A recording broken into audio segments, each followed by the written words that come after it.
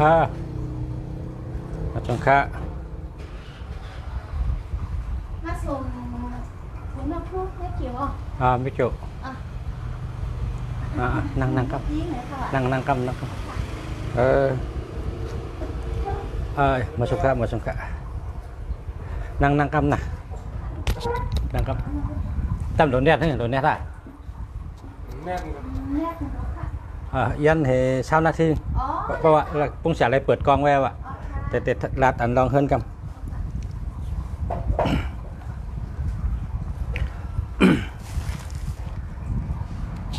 มาสุงค่ะ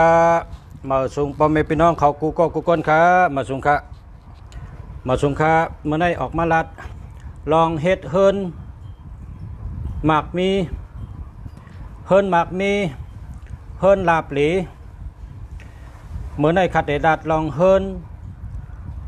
หมากมีเฮิร์นลาบหลีครับเพราะว่าเฮ็ดเฮิร์น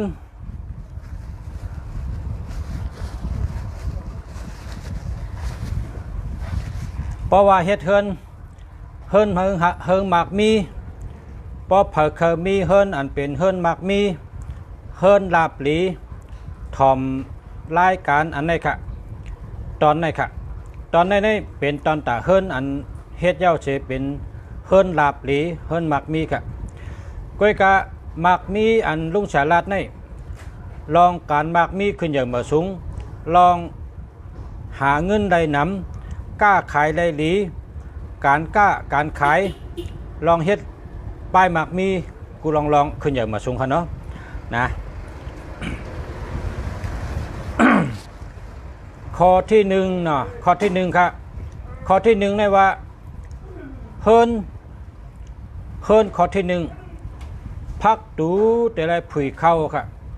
พักดูแต่ไรผุยเข้าพอเผอพักดูผุยเข้าเพราะไหนก็เฮิร์นหลังนั่นลาบหลีหมากมีการป้ายหมากมีหลีไหลเงินหลีนาการไผ่หาเงินนั่น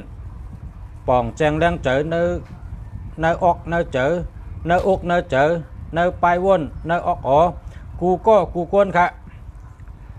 เพราะว่าเฮิร์นก็เลยพักดูผุยเข้าบ้านไหนก็พอเป็นเงินนะเพราะว่าแตกเป็นเงินใน1 ปากเนาะเงิน1 ปากพอพักดูผุยเข้าบ้านไหนสุไลก็ว่า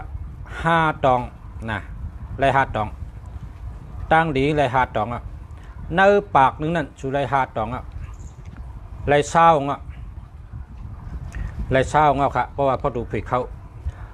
พักดูในดูไรผุยเข้าครับเพราะผุยเข้าจังก้อยแมนเมลมันครับเพราะผุยเข้าจังก้อยเป็นเฮิร์นหมากมีครับเพราะผุยเข้าในเฮิร์นหมากมีเฮิร์นลาบหลีเฮิร์นไรเงินดีครับพักดูผุยเข้าครับข้อที่หนึ่งในพักดูผุยเข้าค่ะเนาะต้องไว้กูก้นค่ะพอมีพี่น้องเขาเจออันเขาเป็นคนหมักคนมีลาดต่อกันพอชัดไทยทอดชดเย้าก็ข้อที่2ครับข้อที่2ในท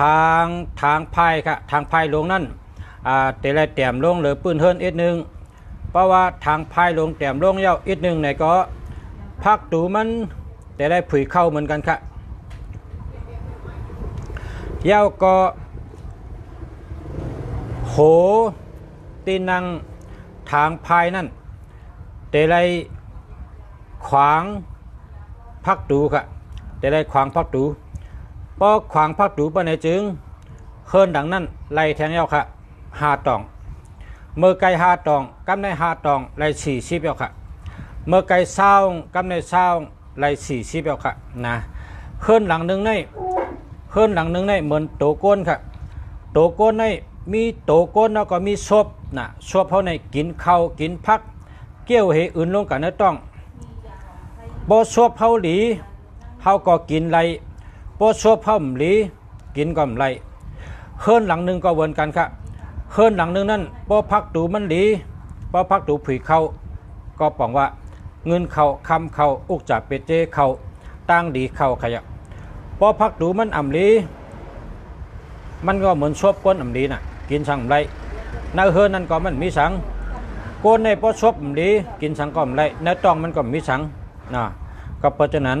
เฮือนในก็เหมือนชบเหมือนโตก้นโตก้นเอาในก็มีเพราะโตก้นในมีทางอันลำลองให้เป็นซ้ำชบแล้วก็โหเจอเนาะโหเจอซ้ำเป็นอันไรขล่ะโหเจอเฮือนโหเจอก้นในหูกูก็โหเจอเฮือนซ้ำเป็นทางภายหลงนั่นค่ะเพราะว่าเขามาในญาทางภายหลง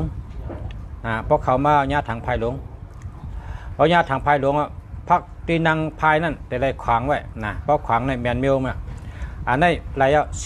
40กำในข้อที่3ก็กว่าที่2ไพ่ค่ะเนาะ